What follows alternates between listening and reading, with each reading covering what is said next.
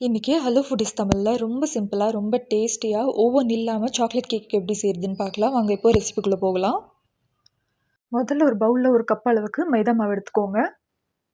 அதில் அரை கப் அளவுக்கு கோகோ பவுடர்,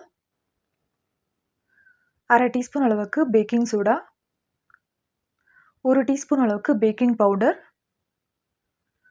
ஒரு பிஞ்ச் அளவுக்கு உப்பு. இப்போ இது எல்லாத்தையும் ஒரு தடவை நல்லா மிக்ஸ் பண்ணி விடுங்க. இந்த மாதிரி எல்லாம் மிக்ஸ் பண்ணி விட்டதுக்கப்புறமா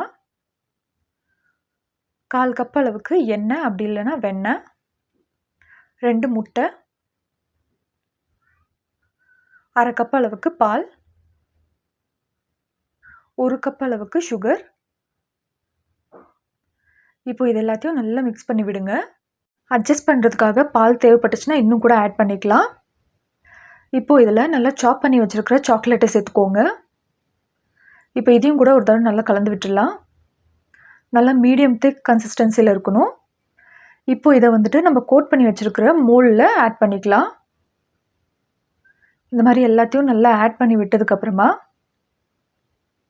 இப்போது இதை நல்லா பொறுமையாக டேப் பண்ணி விடுங்க. கீழே இருக்கிற சின்ன சின்ன பபுள்ஸ் எல்லாம் வந்துட்டு மேலே வந்துடும். இப்போது நம்ம ப்ரீ ஹீட் பண்ணி வச்சுருக்கிற பாத்திரத்தில் இப்போ இதை சேர்த்துக்கலாம். இப்போது இதை க்ளோஸ் பண்ணிவிட்டு 45லேருந்து 50 மினிட்ஸ் வரைக்கும் லோ ஃப்ளேம்லேயே பேக் பண்ண விட்டுருங்க. 50 மினிட்ஸ்க்கு அப்புறமா ஒரு 15 நிமிஷம் ரெஸ்ட் கொடுத்துட்டு இந்த மாதிரி குத்தி பார்த்தீங்கன்னாக்கும் இப்போ பாருங்கள் எந்த ஸ்டிக்கினஸும் இல்லை.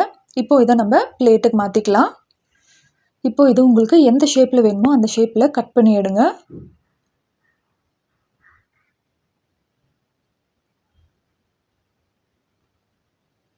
பாருங்கள் சூப்பராக ரெடி ஆகிருக்கு. எவ்வளோ ஸ்பாஞ்சியாக இருக்குது பாருங்கள். இவ்வளோதாங்க. ரொம்ப சிம்பிளாக ரொம்ப டேஸ்டியாக வீட்லேயே ஓவன் இல்லாமல் சாக்லேட் கேக் ரெடி. இதை ட்ரை பண்ணி பார்த்துட்டு எப்படி இருந்ததுன்னு சொல்லுங்கள். மறக்காமல் நம்ம சேனலை சப்ஸ்கிரைப் பண்ணிவிடுங்க.